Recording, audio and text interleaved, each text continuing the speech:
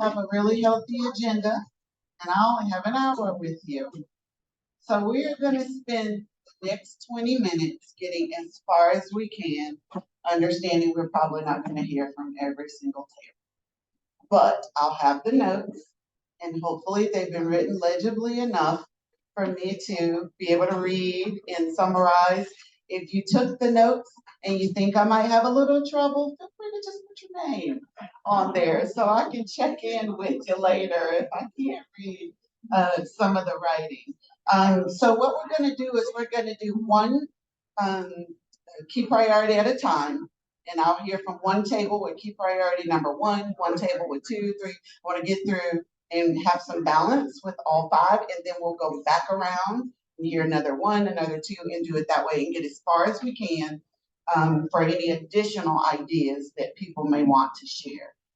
So the first key priority, demonstrating institutional commitment to DEI through strategic and budgetary priorities. Who wants to go first who had that one?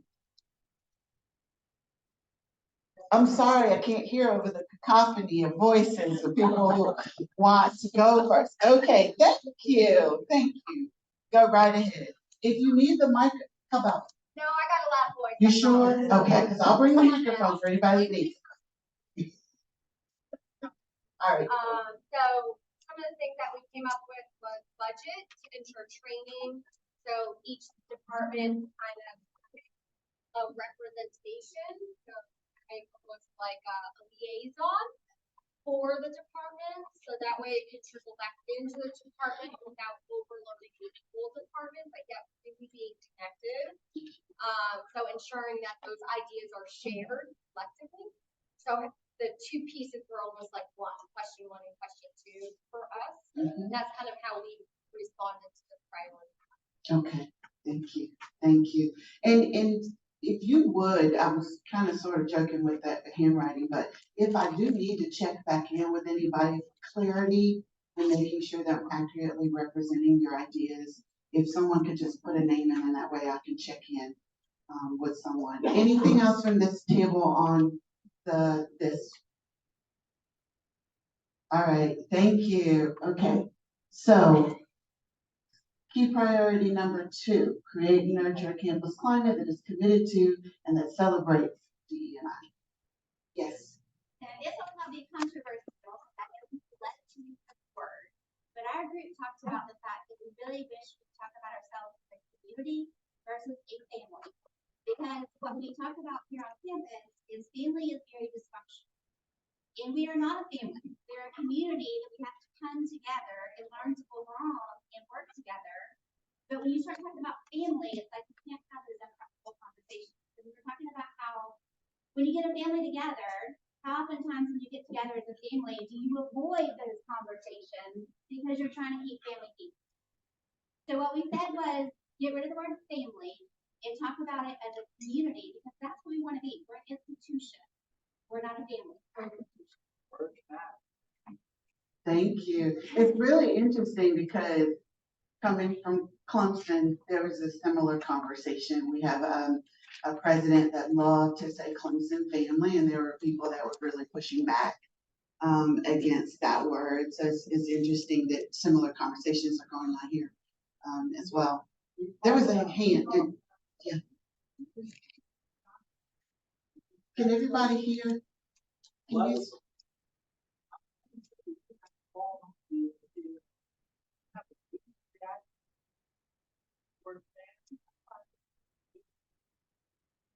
What are your party today? I would like you. Love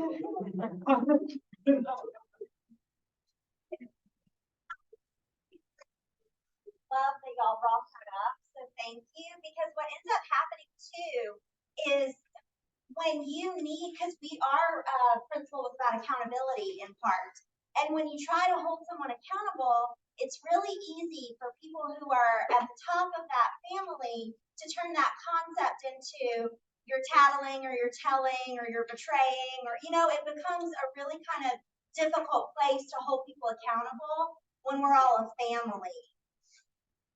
Thank you. Yes. Another different perspective is if you have students or faculty that, like, I don't have a big family. I mean, like, my family consists of 3 people and 2 people just passed away. So if you say that this is my family, that's great to me because you all are, I consider you all my family. So that's just kind of a different perspective, you know. Thank you, thank you. This is awesome. We'll have to come back so we can deeper engage in these conversations. But for the sake of time, thank you, thank you.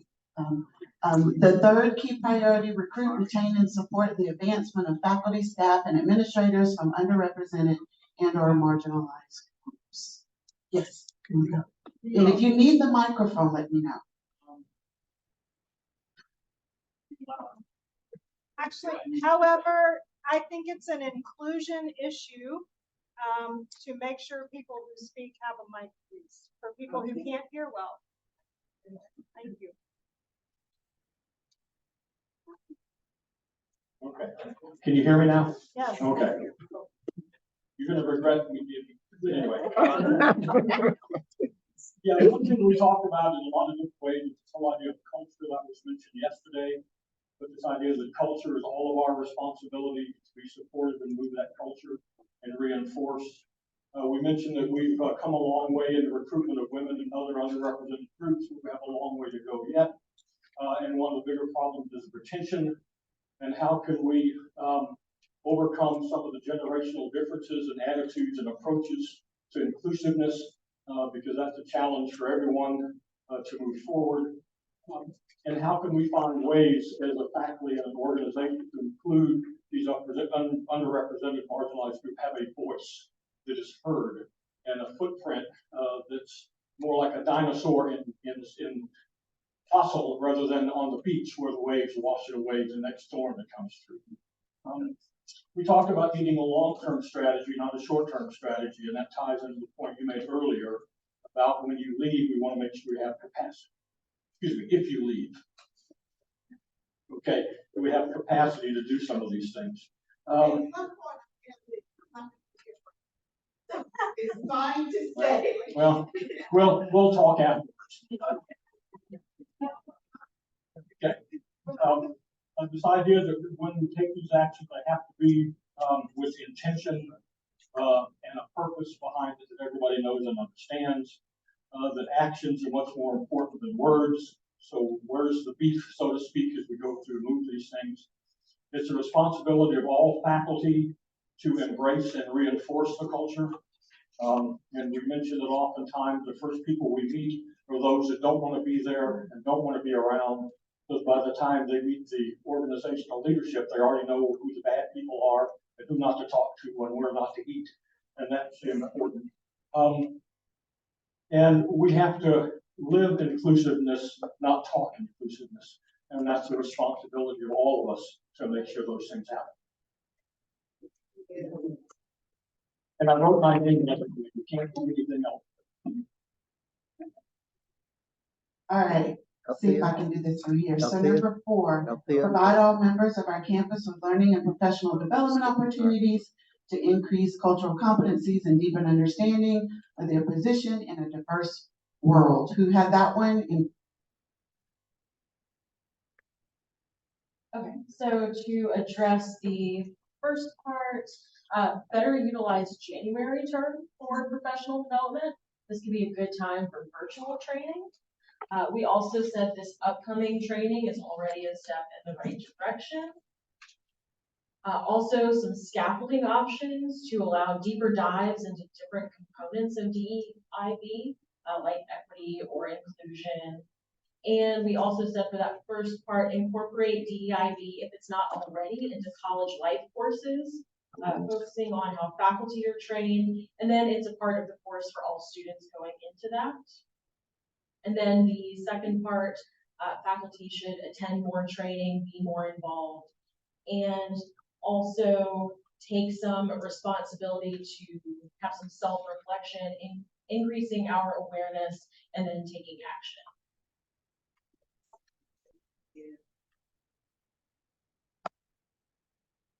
Yes.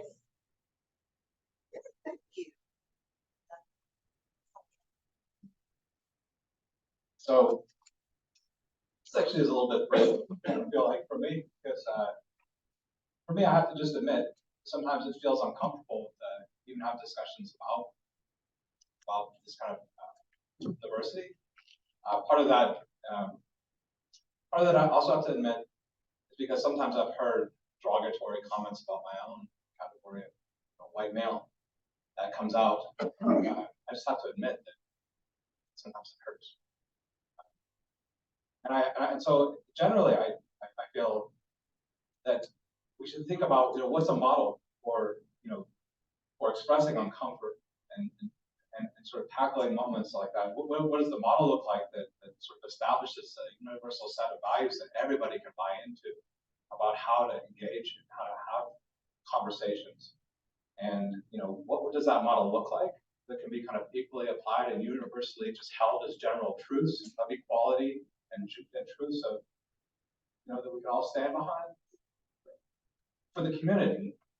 And, what does that model look like so that we can have difficult conversations? So when difficult times arise, that we can actually stand up and express how we feel in an open way. What does that look like? And where are the models for people to follow? We have to have models. We have to have that kind of culture. And it has to be universal, just a part of. I just wanted to say, I sound silly, but I don't see it. And I love the fact that we have diversity of so many different cultures baked into our media. And I'm sure there will be pictures of maybe a white male out there. But currently, I love these. I love these marketing things, but I notice I'm not represented. And I just want us to just have an equality of humanity. And that's what I feel like I believe in, is that I want us to all feel comfortable in this sort of exchange and being all welcomed to that exchange and being it okay for me to even be a white male and to feel nervous. I do feel nervous even having the, what does that mean? Why am I nervous to talk like this? I need to feel the nervousness, and it needs to be okay to express that. And then how's that going to be expressed? How's that going to be received? What is that model? I'm talking. Thank you for modeling vulnerability. We've been talking a lot about that on the PC table. So thank you for modeling that, and there's room for all of us at the table for these conversations. So thank you for putting that out there and opening up the space for that vulnerability for everybody. So thank you. All right, so we are going to go back to the first one and get some additional input on that one. I've been over here on this side of the room the whole time. I'm gonna walk over here. Anybody over here have the first one that has any additional insight beyond what was already shared?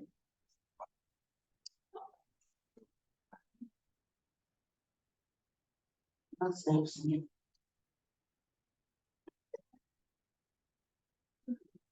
first one was demonstrate an institutional commitment to diversity through strategic and budgetary policies. I got that short a little.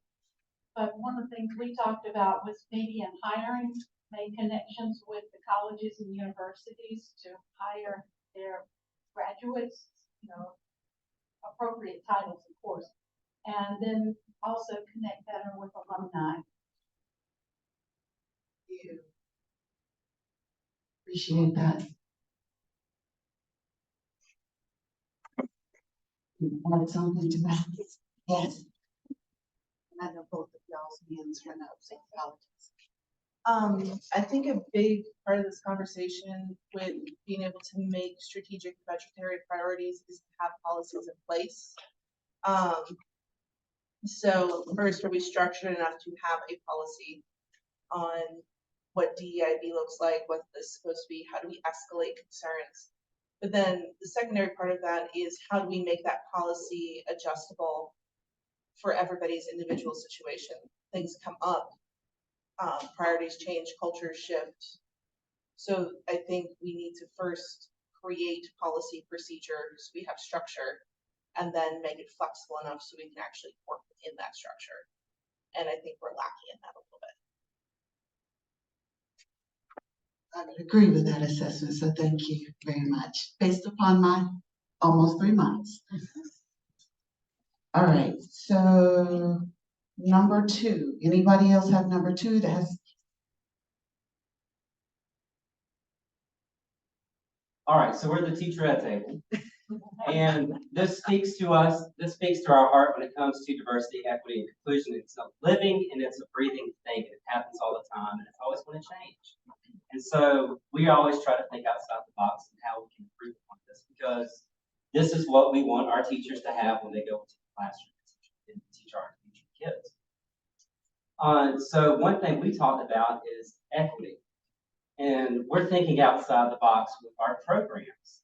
A lot of our programs are geared towards traditional students, our younger students. But how do we think outside the box with that single parent who has, young kids who's in the classroom as a teacher aide, but they can't come and take our classes because we're not equitable with how we manage our programs currently with them. And so we could think outside the box. We could have certification-only programs. We could have MET programs. We could have MED programs. All these different types of programs to get our different areas that we want to include on that non-traditional student. But then also on the flip side, how do we help our teachers in the classroom now? Because, if we get them graduated, they go into the classroom, go into the field. But how do we bring them back with the types of programming that we can help them continue to be good educators? So that's one thing we're thinking. Yeah. I need an assistant timekeeper to let me know when it's 9:55, because that's when I need to stop this conversation, so I have time for the next. 5 Thank you. minutes. 5 minutes. Number 3, anybody else have number 3 that has additional? We have a very long list, but I'll just highlight a few. One that did not in fact come from me is perhaps in job postings. We do a little bit better to explain the Lutheran identity of the college, because there may be assumptions about us. And so maybe to specify that it is because we are a Lutheran college that we celebrate DEIB. Really wanting to encourage job postings on a wide range of sites. So those were 2 around recruiting. In terms of retaining, a few things. One is just to build. We talk about building a culture of belonging for our students, but that's got to include staff and faculty, and we're all responsible for that. And a lot of that can be really subtle, but significant. The need for ADA compliant buildings and offices for faculty and staff. Doing the AI training and other trainings. And what else? Yes, and just what are things that we ourselves can do as faculty? It sounds really basic, but listen to people's stories, believe people's stories. We're encouraging our students to do that, and we just need to really listen carefully. Thank you. I love that. All right. Number 4. Anybody else have number 4? Okay, so we were talking about professional development with cultural competencies, and one of the big ones that we talked about was professional development. Like, we have 2 days of professional development, but we don't have a lot of workshops that happen throughout the year. So perhaps coming up with a way to have some different workshops throughout the year, where it's required is a hard word to use around here, but options, I guess, an option to have additional professional development. Another one that we kind of talked about in regards to professional development, and I don't know, Christy and Sid can clarify, from what I've seen, it's either pre-tenure track or your tenure, but there isn't any other professional development seemingly required other than the faculty and service days. And if you're not on a tenure track, where does that fall? The third one was to incorporate PLOs into every single program that deals with cultural competencies, where we start to teach our students and our faculty how to relate to any of these diverse situations in their work field when they graduate. So I think incorporating a PLO into all of the programs would be good. Thank you. And I'm gonna quickly get for my own balance, and I know we're probably at the end. 2 Number minutes. 5. 2 minutes. Okay, good. Anybody else have number 5 that you want? All right, so we got a pretty good list here, but I'm gonna highlight a couple of things. One thing we talked about was top-down modeling, both from the institutional standpoint, but also from the division standpoint as well. So from the institutional standpoint, starting with the board and PC, getting them to buy in and embody what we're looking for as far as DEIB work is concerned. From a division standpoint, getting the deans to also take a top-down approach within their areas as well. Ideas such as every division should have some type of programming within itself that lends itself to DEIB work. Another thing that we talked about was celebrating the wins, celebrating the people and the efforts of those that are engaged in the work. Sid said it himself, he said, we don't do a very good job of celebrating certain things around here. So to celebrate that type of work would be very, very, very helpful. We were talking about, we had a conversation about whether or not we should just celebrate the wins or, should we celebrate the efforts of others as well? And I said, why not celebrate efforts as well? Because, sometimes you learn from other people's mistakes. So when somebody did something or tried to do something, he's like, hey, this didn't work, but what if we kind of tweaked it? So somebody's mistake, I hate to say it this way, might lead to a big win for the institution. Oh yeah, and also we got to do a better job of collecting data from a longitudinal standpoint. Over years, seeing who's using the programming, whether or not it is effective. So we also have to bring data into this as well. It's 9:55. Thank you. I could do this for the next 2 hours and not even, take a bathroom break. However, we have to stop. Thank y'all so much. Please do make sure that all those wonderful notes are on that piece of paper. I'm gonna collect them before I leave, put a name on there in case I need some clarification on anything that was written. And I know my time is almost up. I have 5 minutes. This has already been talked about, this professional development opportunity that's being offered through a company called Academic Impressions. And so just to give you a little bit of background on that, when I was working at Clemson, I was on the advisory board at the DEI advisory board for Academic Impressions. And I was asked to be on just a think tank, because they wanted to develop a curriculum around training specifically designed for faculty. On creating an inclusive academic environment. And so they had about 4 or 5 of us from different institutions kind of talk about what that curriculum could look like. And as a reward for the time, then they would come and they would pilot that training for a certain number of faculty at each of their respective institutions, of the people that were part of this think tank. Well, that meant Clemson for me. But as I was leaving Clemson, I asked them if I could kind of parlay that to here at Newberry and provide the opportunity, so kind of double dipping, if you will. But they said yes. And so this opportunity will be open to all the faculty. The deans will also be participating. I'll be sitting in, Sid will be a part of it. So at least one professional development opportunity that's going to be for the whole semester. And then there'll be another series that's offered in the spring. And as soon as I get the outline for that, I'll share that as well. But the one for the spring is designed to talk about kind of faculty to student interactions and creating that environment for our students. So as soon as I get more information, we're supposed to be hearing in the next day or two more information about kind of how to get in there and register if there's a registration necessary, about how to engage. And so in case you're curious about the other institutions, when I say very small pilot, Newberry is in a very, very small group. So there's Clemson, there's University of Texas, San Antonio, University of Massachusetts, Lowell, and Newberry College. So very small group piloting this. Will also be able to give wonderful feedback to academic impressions on how they might be able to make improvements before they kind of go live in offering this opportunity as part of their portfolio. So very excited about that opportunity. The first meeting will be a cohort meeting where you get an opportunity to interact with not just Newberry faculty, but faculty from some of these other institutions. I'm being told there will be multiple cohort meetings so that, you can hopefully select one that works with your schedule.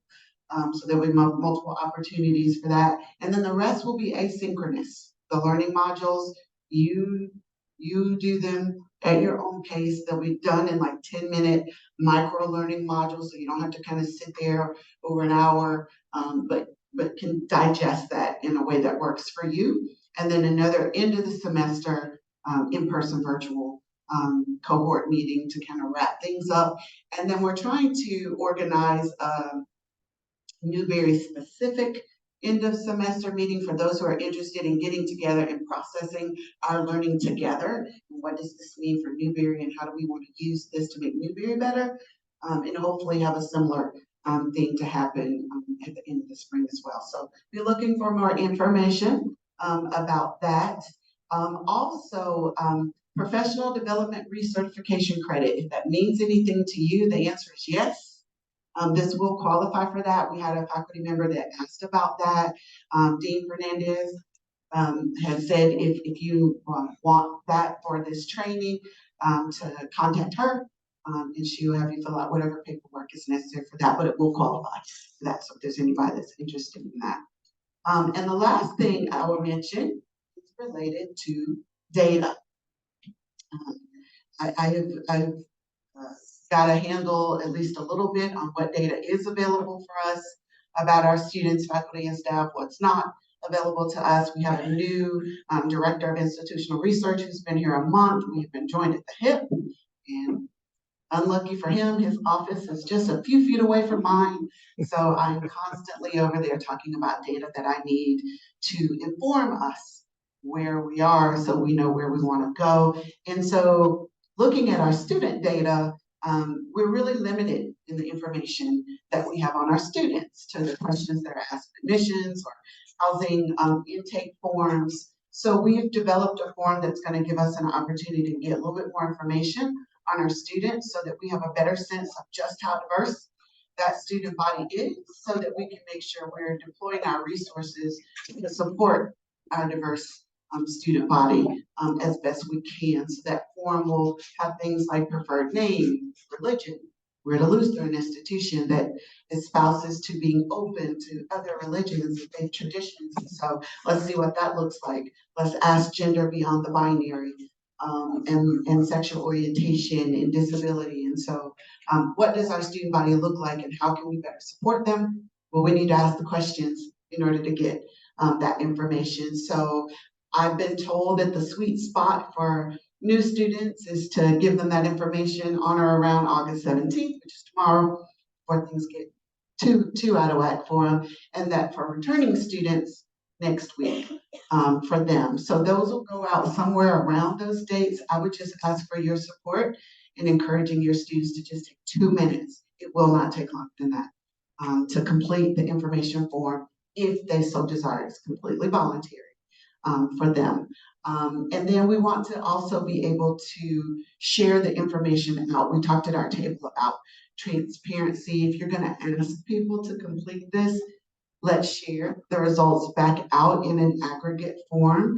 And the same thing if you take a campus climate survey, you should know what those results are. And so being really transparent and sharing information back out with the people who need that information, like our faculty in this room. So you also understand better about the student body that you're working with and the colleagues that you have and what our climate is. So I know that's something I'm personally committed to making sure that we do as an institution is be a lot more open and communicative and transparent in the work that we do, especially around DEIB. So I appreciate, I know my time is up, appreciate all this energy and the feedback from all of you. I'm excited about working with all of you in the coming year and beyond. And I was serious, really, about trying to meet all of you that I haven't met yet in the year. So don't feel like you have to wait for me to come to you. Just send me an email and we'll set something up. I love to eat, so meeting over lunch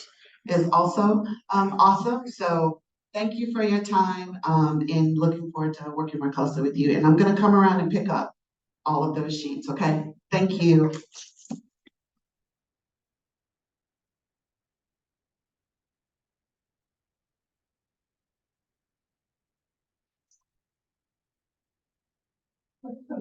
Okay,